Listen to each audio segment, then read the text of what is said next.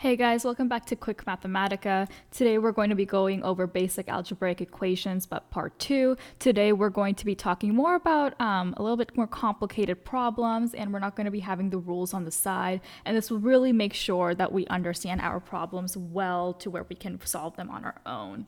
So I'm going to keep the rules on the side just for this one example, and from here on out we're going to be solving all of them on our own, which I definitely think we'll be able to do. Our first example is x plus 9 equals 18 minus 2x. Now something different in this video versus the last one is now we have our x value on both sides. But remember, that won't be an issue as long as we keep x on one side, we'll know what it's equal to. I always like to start off by getting rid of these single integers on their own. So what I mean by single integers, I mean what you're adding, which is plus 9 or 18. I like to worry about this 2 being multiplied by x later on in the problem when our equation becomes a little bit more simple. So let's get rid of this 9. I have the option of getting rid of the 9 or the 18. I'm just going to work with the 9 first. So because we are adding 9, we are going to have to subtract 9 on each side because subtraction is the inverse of addition. This 9 and 9 are going to cancel out on the left side, so all I'm left with is an x. Don't forget that equal sign. 18 minus 9 is going to equal to 9. And of course, we have to bring down that negative 2x because nothing has been done to it yet. Okay, now we have x on both sides. We need to keep it on one side. Now, because we have to equal it to 9, it's better to move this 2x to the left. So now, because we are subtracting 2x, according to rule number 2, we are going to add 2x. And according to rule number 1, if we do it to the right side, we have to do it to the left side. So x plus 2x, remember there's an imaginary 1 over here. In algebraic equations, you're always going to have an imaginary 1 coefficient when the variable is on its own. So technically we have 1x plus 2x, and that is equal to 3x. And that is going to be equal to 9, which we're bringing down, and negative 2x plus 2x is 0, so that cancels out. Okay. We are getting a little bit closer with our problem here. This 3x is the same as 3 being multiplied by x, and since it's being multiplied, to get rid of that 3, we have to divide by 3. So this 3 and 3 are going to cancel out because they're going to equal to 1. So all we're really left with is x equals to 9 divided by 3, which equals to 3. And that is our answer. Moving on to example 2, we no longer are going to have our rules on the side as our cheat sheets. We're just going to go for it. We have 2x plus 6 equals to 4x minus 2. Let's worry about these x's later on. Let's get rid of these integers first. Now, I could either subtract 6 or add 2. It's up to you, whichever one you want to do.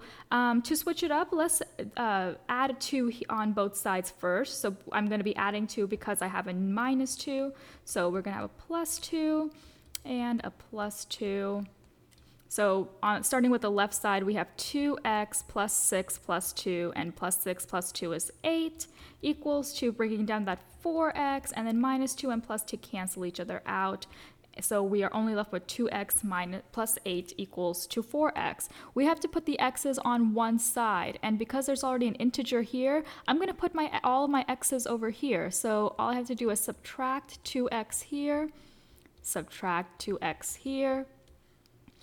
2x minus 2x is going to be 0. They cancel out. Let's bring down that 8 equals to 4x minus 2x, which is equal to 2x. All right. 2 is being multiplied by x, so the opposite is going to be done. We're going to divide it by 2. Since we did it to the right, we're going to do it to the left. That 2 and 2 cancel because they equal to 1. So all we're left with is 8 divided by 2, which is 4, equals to x, and that is our answer.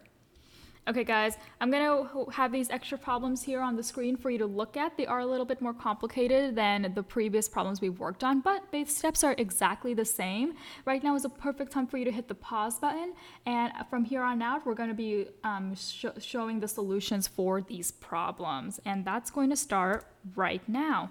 Okay, here are the answers, and I'm going to go over them a little bit more quickly because I think you guys have the hang of this from here on out. We have a plus 1, so I'm going to minus 1 on each side. Plus 1 minus 1 cancel each other out, so I'm left with x is equal to 221 minus 1, which is 220, and bringing down that plus 2x because nothing was done to it just yet. Now I want to get rid of this negative 2x, and the reason I want to get rid of this negative 2x instead of this x is because on one side I have to have my integers, and on the other side I have to have my variables. My x is my variable. These values that we already know, like 221, 220, those are my integers. So I'm going to subtract 2x over here and subtract 2x over here. This cancels out to 0. Remember, this is an imaginary 1, so this is 1x minus 2x. 1x minus 2x is equal to negative x, and negative x is the same thing as negative 1x. Remember that 1 is imaginary. So negative x is equal to 220, but I don't want to know what negative x equals to. I want to know what x is equal to. So I'm going to write this equation here one more time. There is an imaginary 1, so let me just write that over here. If I want to get rid of this negative 1 is being multiplied by x, so I divide it by negative 1. And I do that to both sides because of rule number 1. This negative 1 cancel each other out, so now I'm left with a positive x, which is what I wanted all along. 220 divided by negative 1 is negative 220, and that is my answer. Moving on to the final problem, just ignore this 14 times table for now. It's going to make more sense later on in our solution process why I have that up here. So 17x minus 12 equals to 114 plus 3x. I can change either the 12 or the 114. Let me just get rid of this 12 first. So I'm going to add 12 to both sides, and I am left with 17x equals to 126 plus 3x. Let me get rid of this 3x now. So now I'm left with 14x equals to 126. Now 14 is being multiplied by x, so I have to divide it each side by 14. So I know that 14 and 14 cancel each other out, so I only have x on the left side.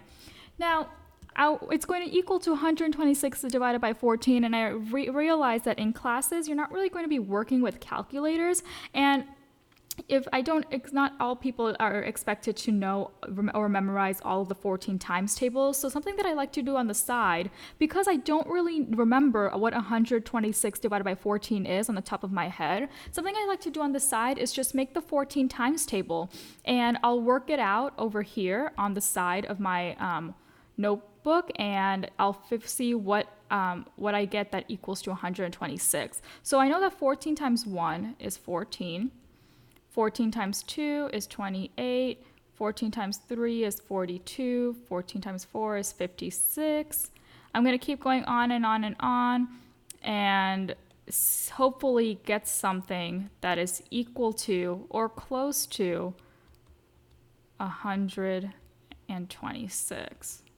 Okay, so now that I have written down my 14 times tables, I'm looking and I can see that 14 times 9 is equal to 126. That means 126 divided by 14 is equal to 9. And that is our answer.